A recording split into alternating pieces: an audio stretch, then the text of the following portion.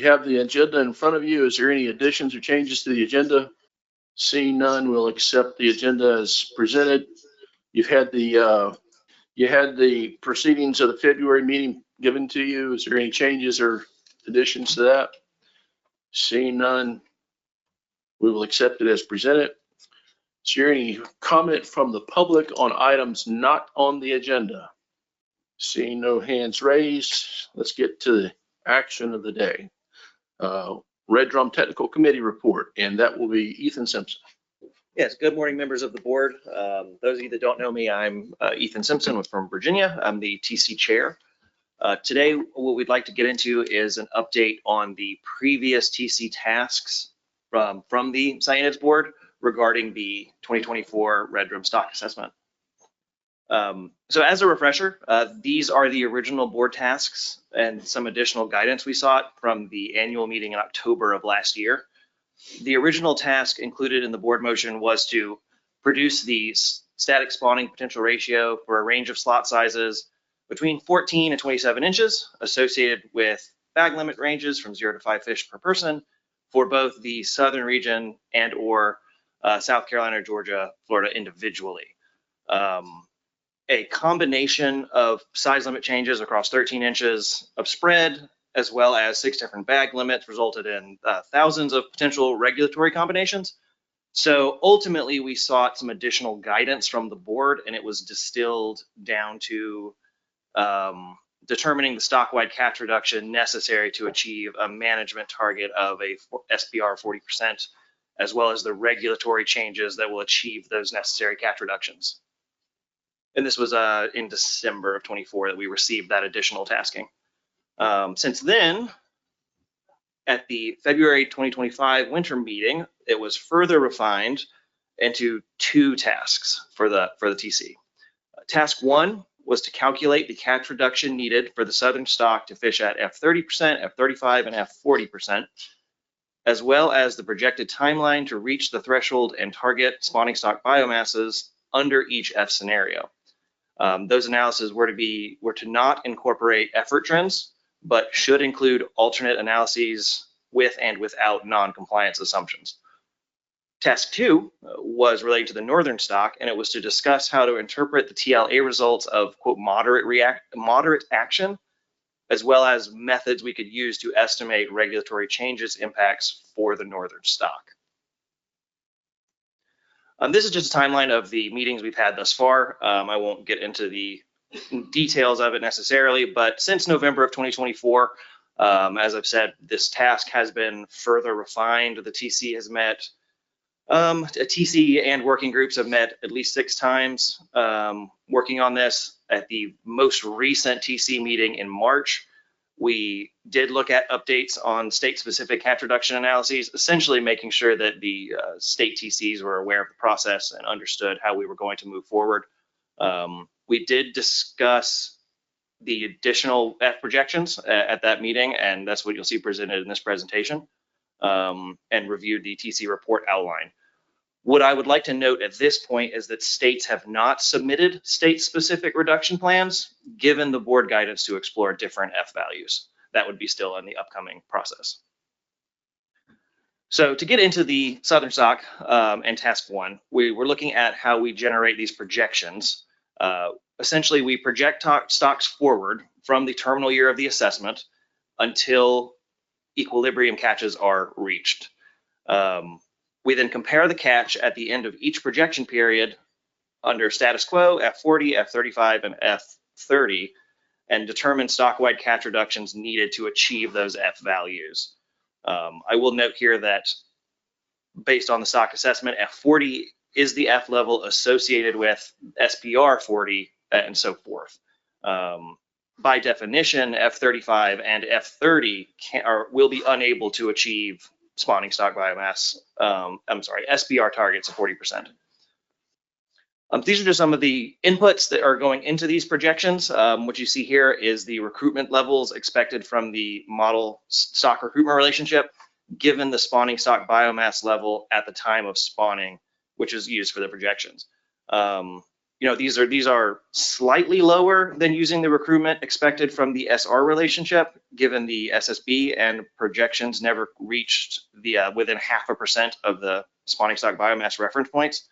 The figure in front of you just shows the actual recruitment value used in the projections. It's consistent between the various F levels. The next component would be fishing mortality. For this, we use a reference period of 2019 to 2021, and that is because that is the most recent period in which regulations were consistent throughout the same time period. You can see here in that top figure the projected F values from the various projection scenarios. As you would expect, the F40 projection results in a lower F value overall, and as you decrease from F35 to F30, the actual realized F values increase proportionally. We did partition F among fleets based on those fleets within the southern states for that time period. And what we'll get back to shortly is that Florida did have a regulatory change in September in 22 that was not accounted for in the time series used for the stock status determination. However, that will be further explored in the catch reduction analyses that we'll get to shortly.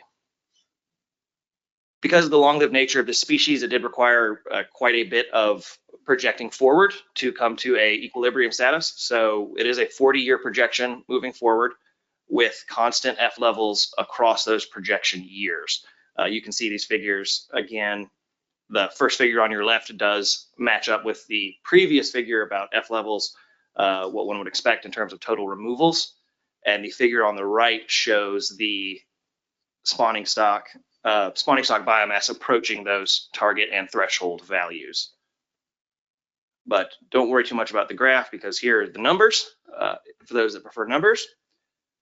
So what you're looking at here are those projections, and under the various rebuilding scenarios, how long it would take to reach threshold and target values. Note that spawning stock biomass, it wasn't included here, but it can be understood that SSB will not hit the threshold or target and continue to decline under current status quo F.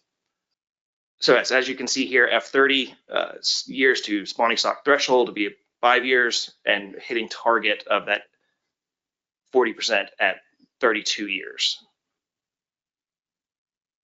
At this time, I should also note that the TC is recommending the 40% target, with recent literature hinting that it may indeed need to be higher than that to maintain a stable population. With that said, we can get into the tasks as they were directed to the TC. Task 1 was to calculate the catch reduction needed for the southern stock to fish at F30%, F35%, and F40%, as well as the projected timeline to reach the threshold and target SSBs under each F scenario. These analyses should not incorporate effort trends and should include alternate analyses with and without non-compliance assumptions. So the way we actually get at these catch reductions is we look at specific changes that can occur within a regulation. These include proposed bag, vessel, and size limit changes. The addition of vessel limits was not part of the original motion. However, Florida has already changed vessel limits following the assessment, and other states have expressed interest in considering these. So we do consider vessel limits as a viable way to get at some of these reductions. We do account for dead discards, shifting from harvest to release in these calculations, as well as we've adjusted catch. The adjusted catch is then compared to the status quo catch, which determines the reduction in dead catch, which is a combination of harvest and dead discards. So the values we're using here is we're using MRIP data from 2018 to 2021 as status quo catch. Again, this is the period in which there was consistent management across states. And as instructed, this do not incorporate changing effort trends. Analyses do account for additional documented mortality, and that is based on observed rates from MRIP, and that includes non-compliance and observed dead discards. So the TC during those meetings has reviewed and approved these methods and tools, and we have applied them to the Florida's regulatory changes as an example of what this would look like moving forward, and we will get to that shortly. But before we do look at Florida as an example of catch reduction analysis, we did want to mention that the TC did hear concerns about dead discards when calculating the non-compliance values. Ultimately, as the tables in front of you indicate, dead discards due to within that non-compliance realm essentially are a non-issue. Very, very small numbers that wouldn't have any real impact on the modeling. But that said, to go into Florida, with the regulatory changes in 2022, you can use Florida as an example to show that catch reduction at a state-specific level. Here you can see that at that state-specific level, Florida has already achieved a 16.8% reduction when this is calculated, but when this is calculated alongside the 0% reductions from South Carolina and Georgia at a stock-wide level, it results in an overall reduction of 9.3% to that southern stock. So the second one, the first table you just saw did not incorporate non-compliance as a factor. This table does represent non-compliance, and you can see here that it is expressed as due to the iterations that are used to calculate that, it is expressed with both minimum and maximum values. Minimum representing the highest rates of non-compliance in those random iterations, and then the maximum representing the least amount of non-compliance. So it's a bit contradictory. However, in this scenario, Florida would have achieved, as a mean, achieved 14.9% reduction at that state level, whereas at a stock-wide level, again, with factoring in the 0% reductions from Georgia and South Carolina, it amounts to an 8.3% reduction at a southern stock-wide level. While the board digests that, which I'm happy to return to when it gets into it, I would like to move on to task 2, which is those northern stock considerations. As a reminder, task 2 was to discuss how one would interpret the TLA results of moderate action and discuss the methods for estimating regulatory changes impacts on the northern stock. To remind the board, the TLA did establish in the most recent stock assessment that the northern stock is neither experiencing overfishing nor is the stock overfished. However, overfishing is defined in this scenario as by fishery performance using the TLA. The threshold for overfishing is a red indicator in any one of the last 3 terminal years of the TLA. The TLA has shown yellow indicators for all 3 of the previous 3 years, suggesting, again, moderate action from the board. While the stock assessment did not describe interpretation of this moderate action determination, something to consider is the fishery performance has been showing increasing proportions of red in its annual metrics since the mid-2000s. Specifically, 6 of the 7 previous years that have available data have shown some proportion of red. That would be the period of 2016 to 2022, while only 1 year from the period of 2003 to 2015 showed any red, with 3 of those years actually being green. So this trend does point to increasing fishery effort across the northern stock, which consistently approaches those threshold values. Similarly, overfished, which was not triggered in this assessment, it is defined by adult abundance, and it is only triggered when the tabular metric, that is the long-term metric, is red in one of the 3 previous years, again, which did not occur. However, adult abundance has been trending towards yellow and red designations in the recent years' annual metrics. Those are the metrics determined for a single year. The period of 2019 to 2022 showed 2 years in yellow and a red year in the terminal year of 2022. Again, this contrasts with previous periods, specifically the period of 2012 to 2018, in which 6 of the years were green and only 1 in yellow. So again, that trend is towards larger proportions of yellow and red designations in the most recent years. So to get at the idea of moderate action, the TC did work to establish some guidelines that could be used and what we feel would constitute moderate action at this stage for the northern stock. Those include continuing to monitor fishery performance, adult abundance, and recruitment trends in the TLA.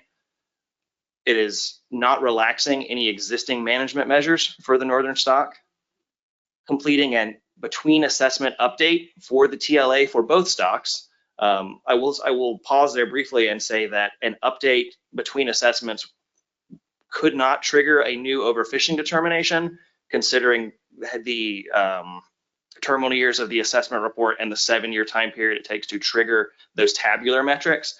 So it wouldn't trigger an overfishing determination. However, it would benefit management in understanding how things are trending between assessments. And finally, developing abundance indices from the northern edge of the stock, particularly Virginia northward, would greatly benefit future management efforts for the northern stock. To get at estimating regulatory changes and how that would impact F values for the northern stock, we would begin by using the same bag, vessel, and slot lice catch reduction methods as outlined within the southern stock. None were completed at this stage, which was consistent with the TC's recommendation that there were no specific regulatory changes were necessary at this time. An important thing to note here is that if we go this route of trying to quantitatively determine catch reduction needed for the northern stock, it will require the identification of a new quantitative method to get at that, because the TLA is fundamentally a qualitative tool. So there would probably be an iterative process to determine how to actually approach those quantitative changes to the northern stock. So from here, just to refresh us on what would be upcoming tasks potentially, Southern Stock TC members are still working and can continue to work on getting their catch reduction analyses together. And as a TC, we would all determine, look at those proposed regulatory changes and see if they meet the reduction goals.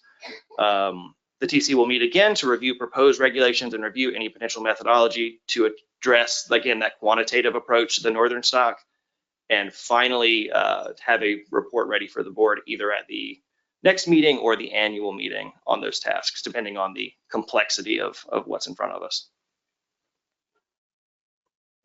With that, I'm happy to take any questions. Joey Ballinger is here as well as a representative of the SAS chair, that hopefully we can get at any of your specific questions between us. Okay, thank you very much. I know that there are southern questions, but I'm gonna look just a moment to the northern stock to see if there's any questions for Ethan on the TLA or anything that was proposed there. Chris. Yeah, thank you, Mr. Chair. Ethan, when the TC discussed moderate action for the northern population, was there any discussion about the increased harvest and effort of red drum in that northern area since the terminal year of the stock assessment? It has been noted by TC members that we are observing that increased catch, whether that's a northward range expansion or changing recruitment patterns in the north. It has been observed, and I think it potentially prompts a approach to acknowledge that there's going to be continued increased catch in that northern, mostly due to availability of the fish. Any other questions on the northern stock? Yes, I'm sorry, Rich, go ahead. Yeah, Rich Wong, Delaware. Thank you, Mr. Chair. Could you elaborate a little bit more on that increasing effort that you're seeing? What are we looking at in the past 2 years? Unfortunately, I don't have any figures in front of me. I do know that anecdotally, especially in Virginia, that there is a abundance of slot-sized fish that are easily exploitable. Okay. Seeing no other hands. All right, let's move to the southern stock. And you guys have an order in which you want to begin. Erica. I have questions for the TC. So the first one would be, was an iterative process used to develop, like the one used by the Southeast Fishery Science Center and FWC in our CEDAR assessments to set fleet-specific Fs when you did the projections for constant fishing rate scenarios. So it might be a question for Jeff. So there was not an iterative approach applied in the projections to get at the catch reductions needed for the F levels that were requested by the board. And I may have missed the second part. It was more about the fleet specific Fs. So it might be the same answer. Do you think there would be a benefit, or would it change the outcome if you used an iterative approach? So no, not to answer the question of the catch reduction needed, because what we're doing is we're taking a ratio of two projections, one with the status quo F at the end of the assessment and one with the F that's desired by the board, whatever that F% might be. And we're just comparing the catches under those two scenarios. And so the Fs are the only things that changes in those two projections. Everything else is held constant to understand how that would change the expected catch under those two F levels. And so an iterative approach doesn't offer any benefits over just doing the single calculations from a single projection for each of those. Questions or comments? Go, Erica. Would it be possible to get confidence intervals around the estimates for the impacts of the catch reductions? Impacts of the catch reductions to the projected spawning stock biomass. So one thing that we're missing throughout a lot of the stuff that we got through the TC is understanding the confidence intervals around them. How we're given the information as if everything is a point estimate with no uncertainty around it. And I'd like to see the uncertainty in the products that are generated by the TC so we can understand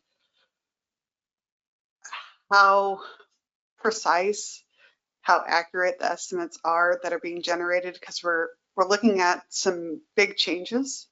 And I'm going to lay out in a little bit how I think we really don't understand the magnitude of change needed. And we can't, no one at this board can really assess risk and uncertainty without seeing confidence intervals. So going back to the original purpose of the tasks that we got from the board was to understand the catch reductions. And so the way that made sense about going about addressing that task was to look at sort of a long-term equilibrium scenario. What are we expecting in terms of catch reductions under different F levels in a long-term equilibrium situation? And so that's how we approached the projections. I think that the questions maybe that you're after in terms of risk and uncertainty, which we thought was not really a key aspect that the board was after here, is probably a little bit in difference in the way we do these projections. And so if we are trying to provide confidence intervals on things like spawning stock biomass under a F change, then that makes more sense to iterate that process and to provide probabilities and distributions around those. And that's what we tried to get at in a comment in the memo that went to the board was in next steps, if we have objectives from the board as to what is desired in risk and uncertainty information, we can then modify the projection approach to provide that information. So for example, one that comes to mind is if the board was interested in the probability of rebuilding the stock in a certain specified time frame, we could then provide the F estimates that would be projected to get you to that goal and a distribution around that. So you could understand the 50% probability of hitting that goal versus the 25th% probability of that. And so I think there's kind of two different questions, and the main focus coming into this was catch reductions. And so there, again, it goes back to there's not really a benefit from an iterative approach to answer the questions on the catch reductions. But certainly if there was a desire for risk and uncertainty information on projections into the future on things like spawning stock biomass, that's something that we could do with an iterative approach on the projections. Additional questions, comments? Carolyn. So just out of curiosity, was there discussion with the TC about the bias relative to the FES effort estimates and how that could potentially be affecting these projections if we find out that the bias is 30 to 40% and what that does for the projections on the catch? Was any of that discussed? To my knowledge, no, that was not a consideration. And correct me if I'm wrong, Jeff or Joey, but no, we did not take that approach at the time. So I would just speak to, that was a point of consideration during the stock assessment process itself. There is a sensitivity analysis about the potential impact of FES changes coming up in 2026. Based off of guidance we received from MRIP at the time, that was anticipated to affect effort and be a constant effort shift across the entire time series, which should be interpreted as a constant shift in the catch across the time series. So in the assessment, that does affect the scale of the population. It did not affect the stock status or terminal year stock status or SBR estimates, et cetera. And I think the same thing would hold true moving forward for the projections and the process that we have here, because it didn't really affect the it doesn't affect the F scale at all. I'll just say that in some of those estimates of effort, the PSEs ranged as high as 90% for the state of Georgia. So, and none of them were satisfactory for use. So, additional questions from the far end? Comments? Yeah, Rich. I have a question for TC Chair. How comparable are the catch reductions for Florida between Table 6 and Table 7? Because you're using a different denominator here. You're using two different methods to calculate those reductions. One is using observed MRIP landings for the previous 3 years, and the other is using the projected landings from different Fs. So again, my question is, how comparable are those two reductions? Thank you. One moment while I find the reference. There we go. Gotcha. If you're referencing the 21.6 reduction that the Florida stock assessment put forward, that was essentially calculated based on 2 years of MRIP data as opposed to the preceding number of years. And at this time has not been fully vetted by the TC. I'm referring to Table 6 and Table 7 from the report, from the memo. So Erica, you have to that point? yeah, just an important point of clarification. The TC chair referenced the Florida stock assessment. That's not where these numbers are coming from. These are the numbers observed in MRIP. So instead of using the projected catch rates that came out of the assessment, we looked at what MRIP produced with our new regulations in place, which is 0 retention of fish for the entire Indian River Lagoon, a reduction in our bag limit for the most northern 4.5 counties from 2 fish to 1 fish per person, and a vessel limit of reduction from 8 fish to 4 fish. So rather than just seeing what the model would come up with and let's see what this tool generates, we looked at what is MRIP actually observing. And that's how we received that 21. Right, that's how I interpreted the analysis. But what I'm saying is there are two different denominators here. I don't know how that reduction. Well, how will those which reductions are going to use, from this analysis? Sure, I apologize. I think that was a misunderstanding about what you were referencing. Yes, so the first table only represents the higher number, the 16-point number. That represents not incorporating noncompliance as a factor. whereas the second does incorporate noncompliance as a factor going into these. That would be at the board's discretion of what approach they would prefer. I believe striped bass historically has used noncompliance as a factor, but cobia has not. So there's precedent in both directions. Erica? So in the look at the noncompliance analysis for Florida, there was one fish that was observed that was 14 inches that generated an estimated total take in that bin of 200,000 fish. So for me, that math isn't mathing with reality. And then as a perspective from our state, we'd prefer to address compliance through enforcement and education rather than assume what non-compliance is going to be through a modeling exercise to set regulations. And yes, absolutely. That's at the board's discretion of what they'd prefer to do there. Others? Silence is deafening. Erica? I'm ready to move on from questions if you are, Mr. Chair. Sure. So I'm going to be speaking to the southern stock only. And we're faced with discussions about uncertainty here, and that's not uncommon for managers at this table. The assessments that have been used to try and evaluate the status of the red drum stock have been plagued with challenges because of a lack of robust data resources that most stock assessment models demand to develop reliable estimates of SSB. We only have one fishery independent survey that's trying to generate an estimate of the adult spawning stock, and that is the index that's used in this model.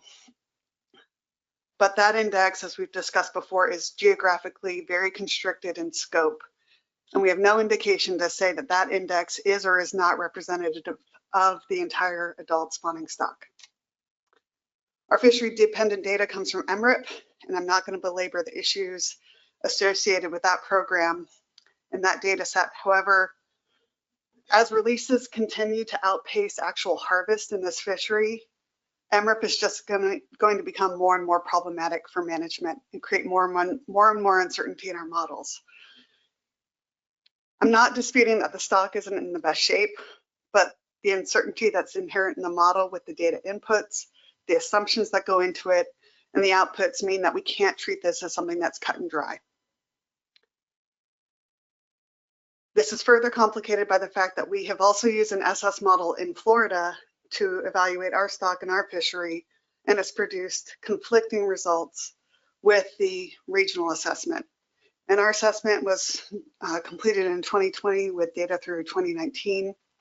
So with the concession of the chair, I'm going to take some time to review some of the unresolved uncertainties with the current coastal or southern stock model, and provide information about Florida's assessments, and hopefully make the case that our management response be one that's fully accepting of the uncertainty that we're faced with, and one that prudently applies a reasonable management response. So the CIE reviewers who reviewed the Southern Stock Assessment recommended the assessment explore the effects of uncertainty on the data inputs, model outputs, and how those impact management regulations or recommendations. And in that management process, in that assessment process, additional characterization of the model uncertainty was explored. However, the initial results of the analysis suggested some model instability. Unfortunately, the stock assessment subcommittee ran out of time to fully explore it and identify what the underlying driver was. Some uncertainty analyses were performed adequately, such as the sensitivity runs, the likelihood profiling, and the retrospective analysis. The base model sensitivity run showed high sensitivity to spawning stock biomass, F, and SPR outputs with changes of the inputs. For example, changing the recreational fleet selectivity resulted in a 4 times increase in SSB. If we used a different start year, we started the model in 1989, which is when the commercial fishery was largely closed, and that start year has been used in the past, it would have estimated a less depleted stock and a different stock status than the base model. The model is also sensitive to configurations of fishing mortality, which was not explored in the assessment or at the review. For example, using an F configuration that fits the landings exactly results in a completely different stock status determination for both SSB and F. So that kind of sums up a lot. It's not an exhaustive list of the uncertainty associated with the regional assessment, but it gives some concrete examples. In Florida, we don't use SSB or SPR to manage our stock because we don't have any confidence in those parameters that are estimated by our model. Instead, we use escapement, and we use an escapement rate of 40% as our management target. And we've been able to use that to successfully manage our stock for the last 30 years. We assess our coast in two regions. We have a Northeast region and a Southeast region. And the Southeast accounts for 2/3 of our coastline. Our 2020 assessment indicated that redfish were exceeding the escapement target in the Northeast and were just above it in the Southeast, or sorry, just below it in the Southeast. And that result in our assessment led us to ultimately close that area to fishing. And we believe that that was driven not by spawning stock biomass changes, but by habitat changes in the Indian River Lagoon, which have been publicized nationally. You know, we've lost a lot of seagrass, multiple water quality issues, etc. The model we produced developed estimates of S, SPR, and SSB. However, we have very low confidence in those SPR and SSB models. So therefore, we choose F in the form of escapement to monitor and evaluate our fishery. We presented all the information from our assessment to our commissioners, and they chose a more conservative approach than what staff recommended to manage this fishery. They closed it, as I said. They cut our Northeast and the Southeast. They cut our bag limit and vessel limit in half in the Northeast. Our commissioners took into account not just the stock assessment, but they considered those habitat changes, and they made what we consider a very prudent decision. These regulations have been in place since 2022. We've redone stakeholder satisfaction surveys. We've conducted a series of focus groups. We look at our abundance indices and habitat assessments on an annual basis, and we're receiving positive results and observations that we're achieving our intended outcomes from those changes in 2022. So coming back to ASMFC today and the deliberations before us, the TC has projected a southern stock regional assessment model into the future to estimate catch reductions needed to meet a suite of Fs and produce a range of SPRs. But because there's a lot of uncertainty around the SSB for the southern stock, we don't think that the graph showing what FSPR is reaching as a appropriate way to relay all the uncertainty that is going into this model, and instead that we recommend several projections to be conducted to provide more information about risk and uncertainty around the catch reduction estimates. I bring this before the board because we need to understand how uncertainty in this model results in uncertainty that's projected forward into the projections out of the model. We have a wide range of SSBs generated by the Florida assessment, the regional assessment, and going back to CDR 44, where there are magnitudes of difference in what SSB is being estimated for the stock. We have estimates of SSB ranging from 8,700 metric tons coming out of this assessment. Florida's assessment produces an estimate just for our state of 45,000 metric tons, and CDR 44 estimated 98,000 metric tons. So there have been wide swings all over the place. As I said near the start, with all this uncertainty, things are not cut and dry. The southern stock assessment, I think, should be used to inform the trajectory of management decisions, but not set an ultimate value of where we should try to go. Florida's already made major changes and strides to reduce F and address F in our fishery, and we look forward to supporting our fellow southern states as they pursue similar changes. Thank you, Mr. Chair. Thank you for those well thought out comments. Any others from this regarding the southern stock? Any? Yeah, Ethan. Yes, if there are no other comments, the only point I would like to make from Erica's comment is that the regional assessment was independently peer reviewed while the Florida's was not. The TC would recommend, if the approach is to incorporate some of those values, bringing that stock assessment to the TC and the SAS for further evaluation and hopefully finding, you know, a way for these things to live together. Carol. Yeah, I appreciate the comments from the TC on that, but I do think the management side makes it difficult to reconcile, right? Because when you think about how, when we go to our board commissioners, there's a lot of times that we get asked on the front end, what is the state data telling us? So, you know, I think this is one of those things that, and this is probably one of the few times I think in the time I've worked with stock assessments that we've actually been able to say the state can put up a state specific assessment against a regional assessment. Georgia doesn't have the benefit of data to do a standalone assessment. So for us, we are looking to the regional, but you have the South Carolina that can do a standalone, which is a very similar model. Florida does the exact same thing. And I think that there still needs to be a little bit of discussion, and it's, for lack of a better word, the respect to the fact that the states are doing this, you know, again, annually, biannually, whatever. And just because there's not an independent review doesn't necessarily mean that it's not as good an assessment. I think the benefits to doing a state specific assessment is it's geared towards your fishery. You know your fishery, you know your habitat. Florida's habitat is obviously very different than Georgia's, which is still somewhat similar to South Carolina's, but different.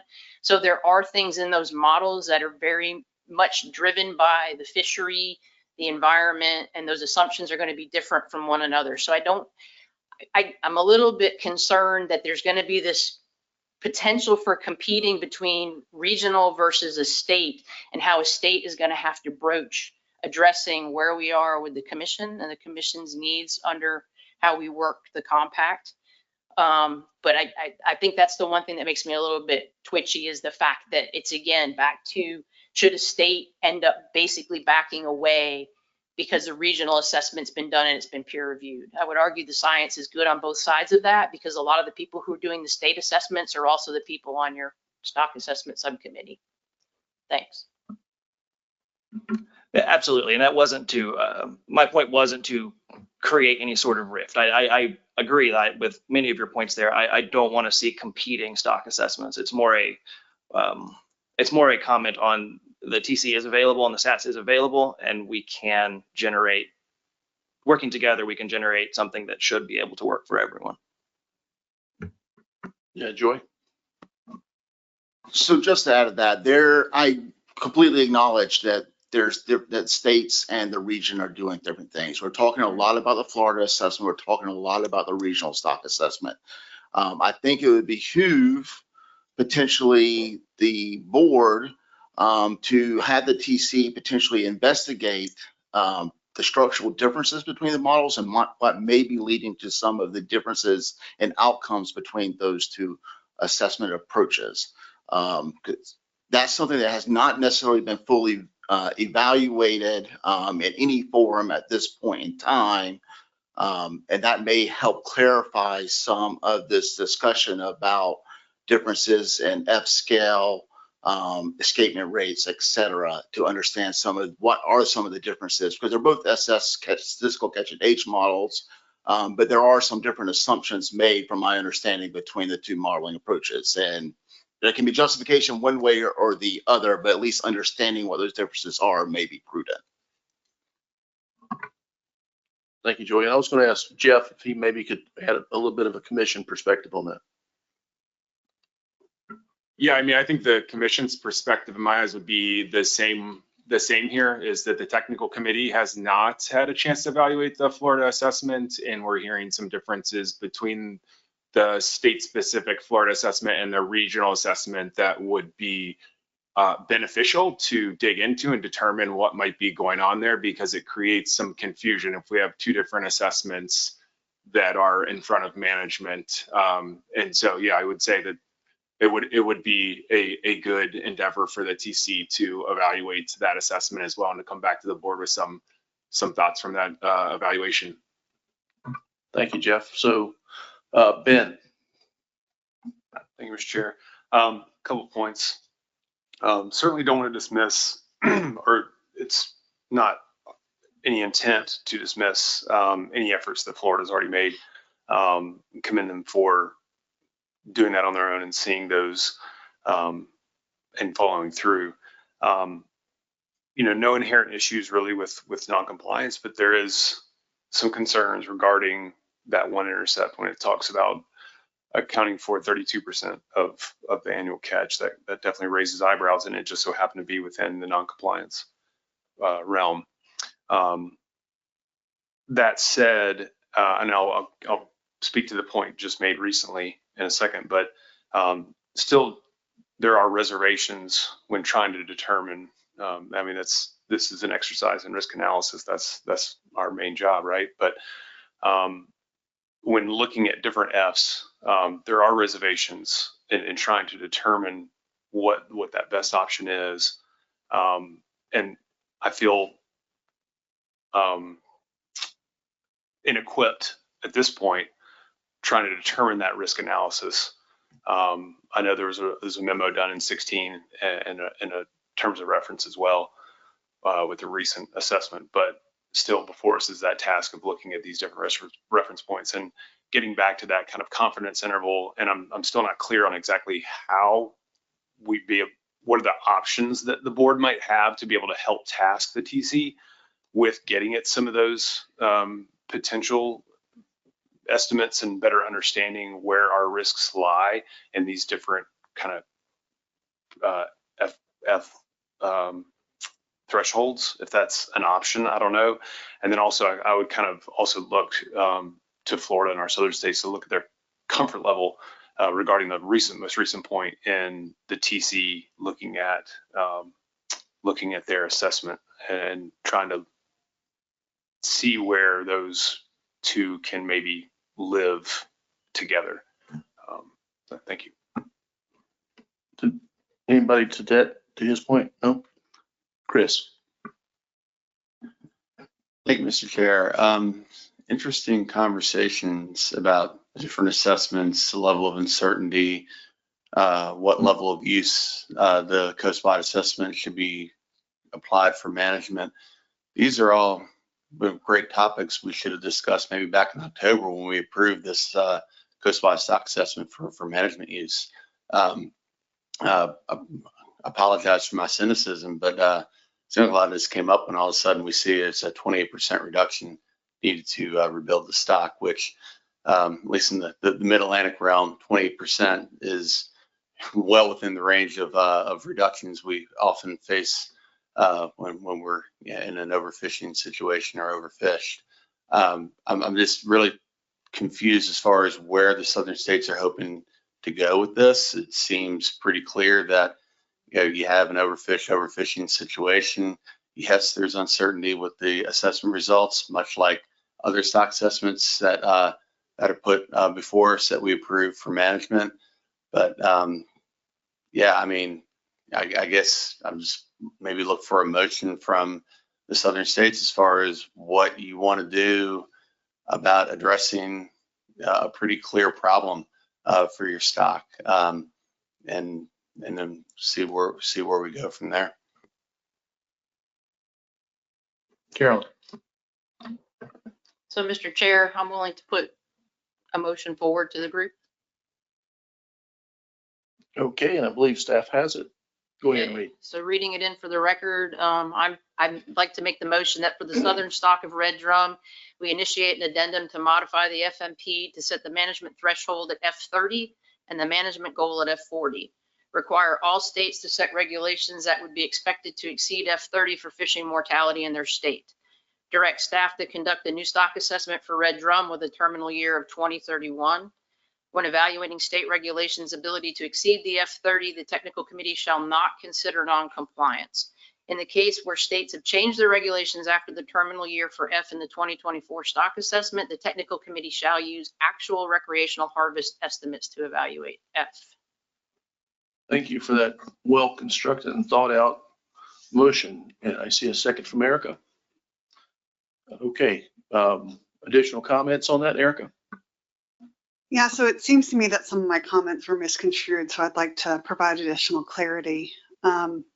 my purpose in bringing up the Florida assessment was really to discuss and bring to light just the overall uncertainty that we face in assessing red drum in the Southeast.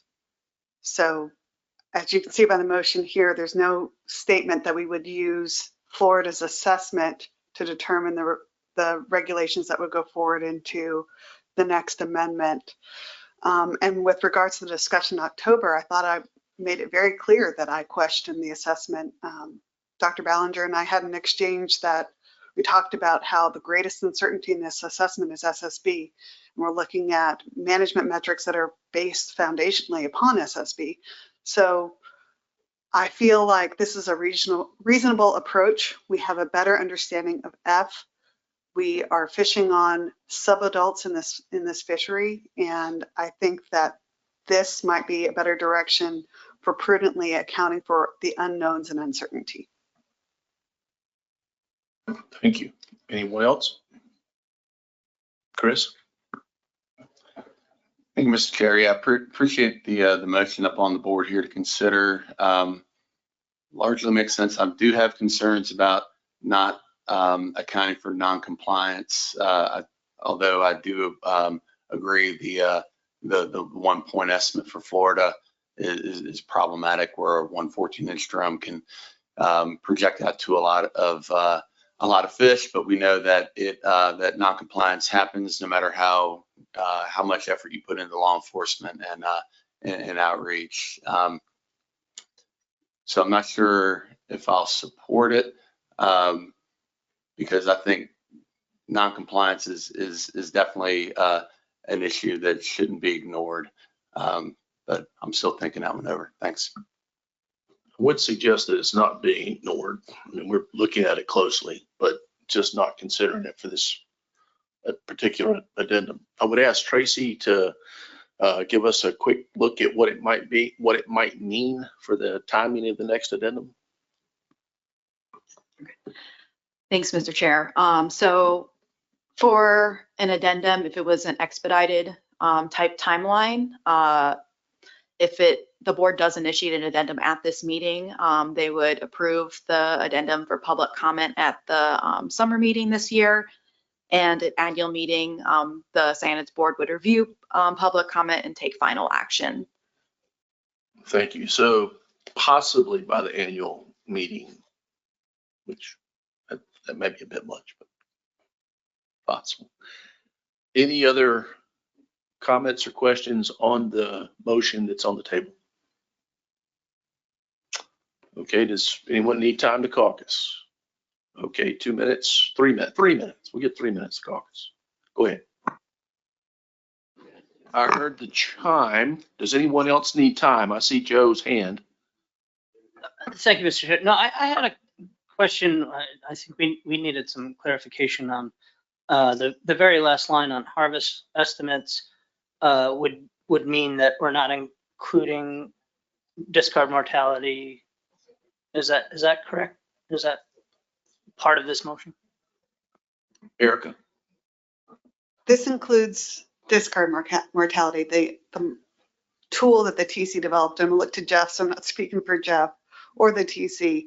Can you explain what is considered in your tool? Yeah, so this would include discards in that accounting as well. That's a good catch there.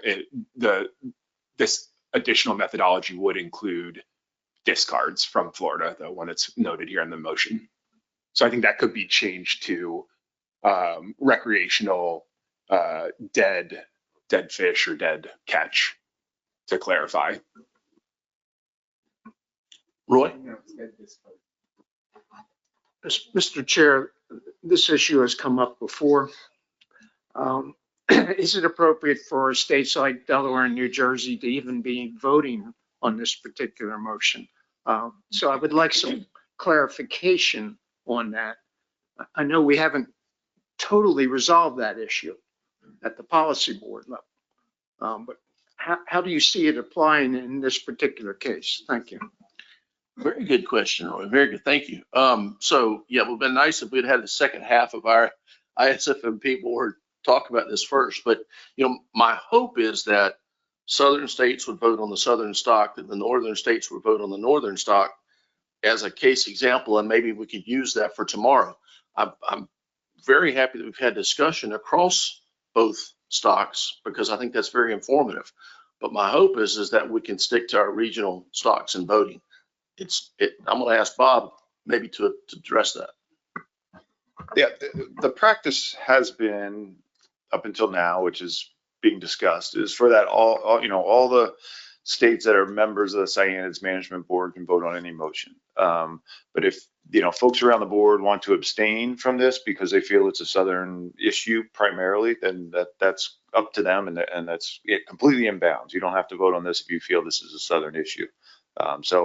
But there is going to be considerable discussion on this tomorrow at the executive committee as well as at the policy board on Thursday. So, it is a little bit in flux, and in hindsight, if this was flipped, that would have been better.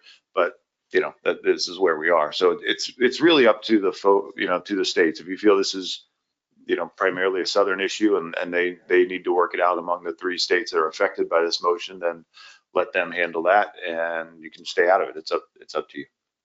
I know it's not much of an answer, but that's kind of where we are. And I would only add to that from my personal feeling that when it becomes precedent setting for other management boards or for other species, and and I'll bring this up tomorrow, that I think that's very appropriate for us to vote on. But where it's not precedent setting and specific to a stock, I think you ought to be left to that stock. But again, that's my opinion. Okay, we have had time to caucus, and so I would call the vote for all those. We've read it into the motion. I don't think into the record. I don't think we need any more. So all those in favor, raise your hand. I see 7 in favor, 8 in favor. Thank you. Level hands. All opposed. Wow. I see 2 opposed. Any abstentions? Any null votes? One abstention. I missed that one. I apologize. Online. Thank you. Thank you, online. And any nulls? Seeing none, I see 8 to 2 to 1 to 0. So that motion passes. Bob.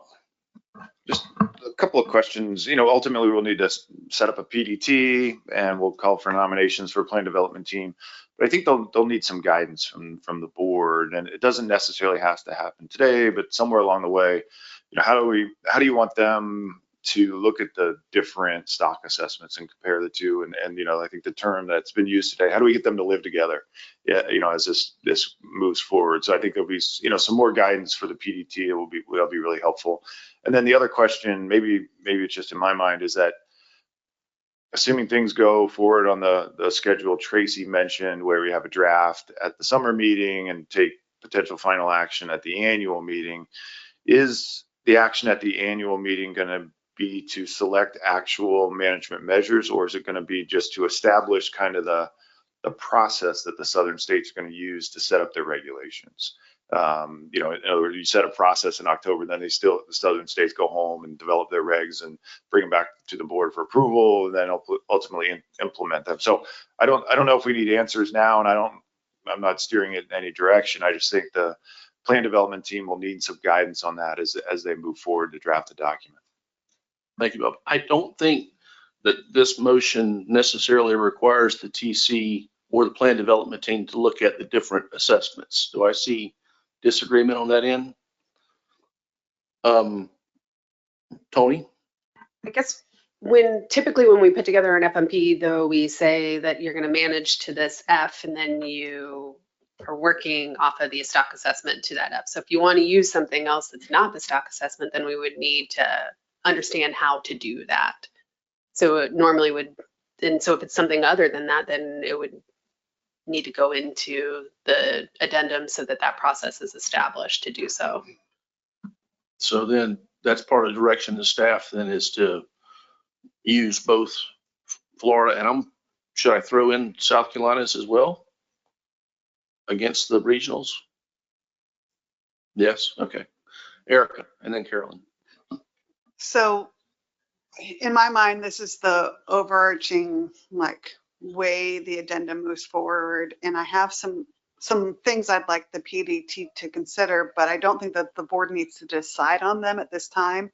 They need to see it fleshed out by the PDT so they can evaluate what that might mean. So I've heard that there might be a similar motion to initiate an addendum for the northern stock. So I don't know if it's better to let that motion go forward and then we talk about things we'd like to see in the document when it comes before the board again.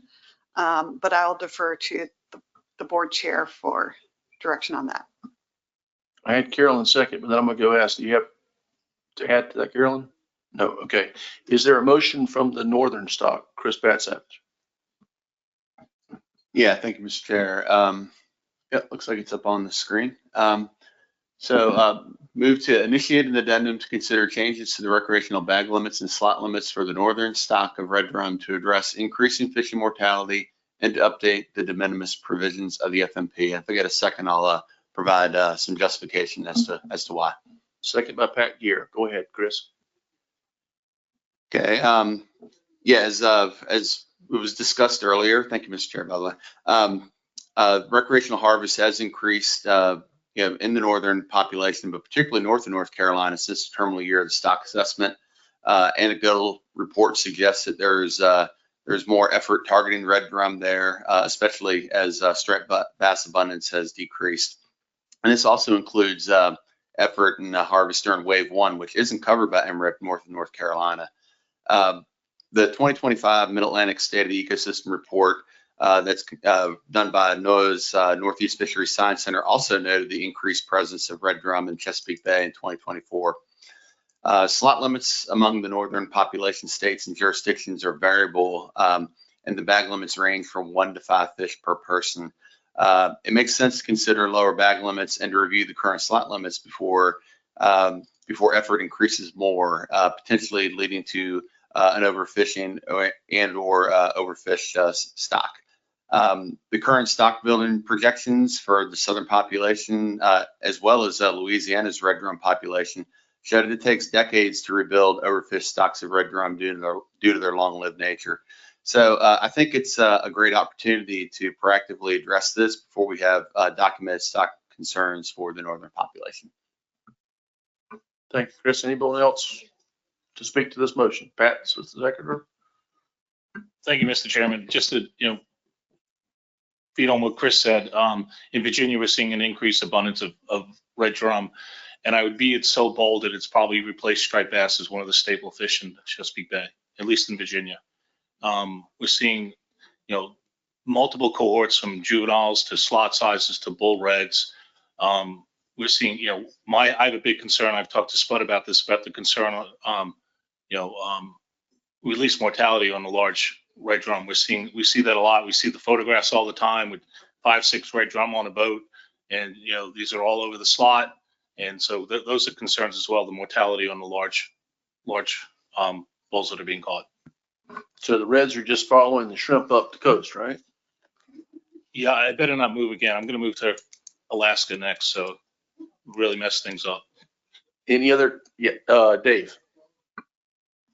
Thank you, Mr. Chairman. To follow up on the Chesapeake perspective, one thing, I support this. I think it's a good idea to take a look at what's going on out there and consider different regulations and consistency, especially. In the Chesapeake, I was standing on the banks of the Potomac down in St. Mary's County. We're not far from Robert T. Yesterday, and I was talking to somebody, and I said, wait. If I fish inside the creek, it's Maryland waters. Outside the creek, it's Potomac River Fisheries Commission. Other side of the Potomac in a Virginia creek, it's Virginia regs. Is my bag limit 1, 3, or 5? So we've got a predicament in the Chesapeake I think we can consider as managers to work through in this addendum, and I support it for that reason. Thank you. Thank you. And Roy. Mr. Chair, again, I think that Delaware really doesn't have a big stake in this. And I suspect our colleagues in New Jersey don't either. However, if it's important to North Carolina and to Virginia, we're willing to vote yes to support you. But it's just what we were talking about before with regard to us voting on the Southern motion. So I just wanted to put that out there. So if you see our vote as a yes, now you know why. We're supporting our neighbors rather than we feel it's highly important to us. Thank you, sir. Carrie. Thank you, Carrie Kennedy from Maryland DNR. I don't necessarily oppose this motion. However, I am curious what we're actually asking the TC or the Stock Assessment Subcommittee to do. The recommendation from those committees to the board was to use the similar methods as to those that might be used before this last motion to the Southern stock, but they recognized that if we wanted to associate reductions with a specified F scenario, then the new methods would have to be created.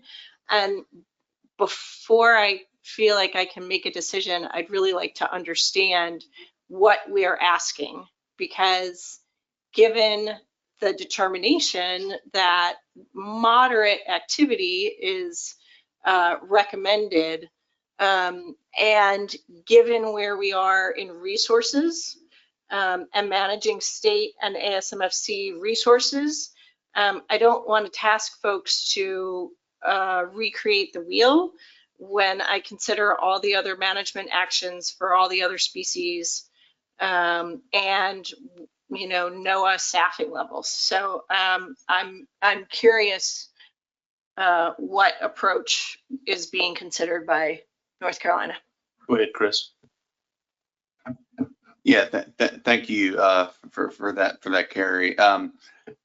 Maybe I'm oversimplifying my thought behind the addendum. Hope not. But I don't think calculating reductions for the northern population is necessary for this action. My intention of putting this forward is to put reasonable sideboards on the slot limits and bag limits, and to keep the harvest of subadult fish from increasing too much if effort and availability continues to increase. So I don't see a heavy lift by the TC having to estimate potential reductions. Really, I think this is more for the PDT to develop a suite of options for different slot limits and bag limits to cover this issue. I certainly don't want to add more analytical work when you kind of consider all the other work that a lot of these TC members do for other species. So that's kind of my thought process behind this. Thank you, Chris. And just to settle one thing that we've talked about up here, although this is two motions, each asking for an addendum, it's going to be one addendum that contains both the southern stock and the northern stock, just so we're all clear. Rich. Thank you, Mr. Chair. I would echo what Mr. Miller said. We do want to support our southern neighbors, Maryland included, Virginia and North Carolina. But in principle, I don't typically agree with taking preemptive cuts when the stock status is not overfished and we're not seeing overfishing. The TC provided, I think, spot on moderate action recommendations. And, again, it's tough for Delaware to navigate, the TC recommendations that were supporting our southern neighbors. But anyway, those are just my thoughts. Thanks. Thank you. So we're getting long in the tooth and lunch is ready. So if there's Ben. Hey, Chair, real quick. I know, Tracy, we were talking about schedules for, just to confirm, this is not going to change any of the schedules proposed for the addendum and getting it approved and through and for the southern states. Is that correct? Well, I'll say that the timeline that Tracy laid out is best case scenario. We might not hit the annual meeting, but they know the urgency of this, the TC. So we're good. Yeah. Okay, I'm assuming no need to caucus. I'm going to call the question to the motion. All those in favor, raise your hands. I see 3. All those opposed? None. Abstentions? I see. Okay. Do we need to start again? Abstentions, raise your hand. I see 3 abstentions and null votes. No nulls. So the motion. Yes, yes, sir. Okay, so we haven't finalized the vote yet. So I will ask this, is there any need for anybody else to caucus at all? Yes, okay, 2 minutes to caucus. Ben, you have a question? Did I hear that right? Y'all are considering putting this all in together as one addendum? Yes. Okay. And just to clarify that, do we have the ability to, if that starts to bog things down for considerations of one topic versus the other, do we have the ability to split those apart at a later date? I see nodding of heads from the. Okay. Yes. Yes. Thank you. Yeah, we have time constraints in our state of legislation. Thank you. Okay, 2 minutes is up. We ready to vote now? All right. So to the motion that's before us, all those in favor, please raise your hands. 1, 2, 3, 4, 5, 6. Online is the 7th. Thank you. All those opposed? None. All those abstentions? 1, 2, 3. And any null votes? Seeing none, that motion carries. And now Tony. Thank you, Mr. Chair. Eric, I have a question about the intention of your the motion that we passed for the southern states, as I know that sometimes the exceed or not exceed is confusing, which we've talked about. So are we trying to manage to F or SPR? Because if it's F, then you would want to say not exceed in the highlighted text here. If it's SPR, then, which they're slightly tied together, I know it's confusing. Go ahead, Eric. So I have to do mental gymnastics every time I try and put this term in it. My goal and intention in this motion is that states would have an F 30, 31, 32 up to 100 and not anything F 29, 28, like that's bad. So however y'all want to phrase it, not exceed. Not exceed then. Yeah. Thank you. Yes. Is the board comfortable with fixing this to say not exceed? I see many thumbs up. Great. No objections. And then I think for the PDT direction, I know Erica, you said you had some. I think I don't know if we have to do that here today. We could just email it to us unless there's something specific that you want to talk about. The sooner we get that direction, though, the more we can meet that South Carolina timeline, because I think it's this stuff that is going to be harder to develop than the northern states. Work. And at least the southern states have had a good opportunity to talk amongst ourselves over the last several months and send things to the TC, and I don't see that changing. I think Erica pretty much has them ready to go, but we could send them as soon as we've had a chance to get back home. Yes. Okay. All right.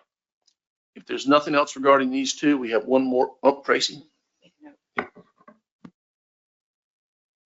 Real quick before we move on from this topic, since we've initiated an addendum, I'll reach out to the board to get nominations for the PDT after the meeting. Thanks. Thank you for that piece of business. Okay, and so we'll go to Jeff now for progress on the Atlantic Croker benchmark stock assessment. Thank you, Mr. Chairman. So yeah, I just have a quick update on Atlantic Croker and spot stock assessment progress. It's been quite a while since this board has last gotten an update. That was at the summer 2024 meeting. Following that meeting, the stock assessment subcommittee did meet on October 30th of last year to discuss different regional trends that have become more apparent as we've explored the data. And these are believed to be leading to some model instability when modeling the population on a coast-wide scale. Ultimately, from that call, the SAS did recommend structuring the stock assessment with regional models and transitioning away from a coast-wide model.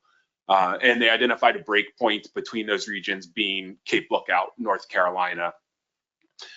At about the same time as this meeting, we got word that the lead analyst of the model had some workload constraints over the coming months, and that would take her away from further Croker model development at that time. And work was paused at that time, and that was through February of this year until she was freed up from those other responsibilities and could continue working on model development. So the SAS has picked back up recently with assessment development. As you can see, there's been quite a lag. And so the SAS actually made some efforts to update data. The SAS met in February and April to plan and review those data updates. That included the addition of 2023 data. The terminal year originally set for this assessment was 2022, which was getting outdated at this point. So we did add 2023 data and partial 2024 data where it was available. We were right at the time frame when 2024 data starts to become available. And our idea is to revisit this terminal year decision a little bit later into this year and decide whether complete 2024 data can be used in the model or if it would be used as more of an anchor on our terminal year of 2023. So that decision is still to be made. The data sets were divided regionally based on this regional split that was determined by the SAS. And new data sets from, data sets from the South Atlantic were reconsidered here. A lot of those were not considered very representative of the coastwide population that has been dominated by catch in the Mid-Atlantic and Chesapeake Bay regions. And so with this regional shift, they felt it was appropriate to revisit some of those data sets for potential inclusion in the stock assessment. And we did confirm a second lead analyst that will be leading the South Atlantic region model. Just for timelines, the SAS did draft a new timeline here to give some sense as to the next steps on this assessment. The proposed milestones are listed here. We would spend the summer developing these regional assessment models. We tentatively have a assessment workshop scheduled for October. The winter of this year and into next year would be for drafting the Croker assessment report. And then we would go through a review with the technical committee and hopefully approval of that assessment for release to the peer review in February. And then we would have the peer review workshop in April of next year. And that assessment would be presented to this board at the August summer 2026 meeting. Just as a reminder, when we lost our original lead analyst for Croker due to job changes earlier in this assessment, the SAS recommended we decouple the Croker and spot assessments and focus on the Croker assessment first, while planning to pick up with the spot assessment once the Croker assessment was completed. And so as part of this new proposed timeline, we put together a proposed timeline for spot now as well. And the milestones for that assessment are up here, and they do overlap a little bit to try and get that assessment ramped up as the Croker assessment wraps up and gets ready for peer review. And so we've proposed May of 2026 as a data due date. Spot assessment model development over the summer of next year, a spot stock assessment workshop in October of next year, and then the winter of 2026 and 2027 to draft the spot stock assessment report. That would then go to the technical committee in February of 2027 for their review. And then we've tentatively got a peer review workshop scheduled for April of 2027 with that spot stock assessment to come before the board at the summer meeting of 2027. And that's what I've got for my update, and can take any questions on the spot and Croker assessments. Thank you very much, Jeff. Is there any questions? Rich? Just a comment. I would urge that you try to get that 2024 terminal year, get to 2024 data for your terminal year for that Croker assessment. We're seeing just incredible index values for 2024 all across the coast. And it would be nice to capture what's going on there. Thank you. Thank you, Rich. Anyone else? Seeing none, thank you very much, Jeff. Okay, any other business to come before the Scientists Management Board? Seeing none, motion to adjourn by heading out the door to lunch. Thank you very much.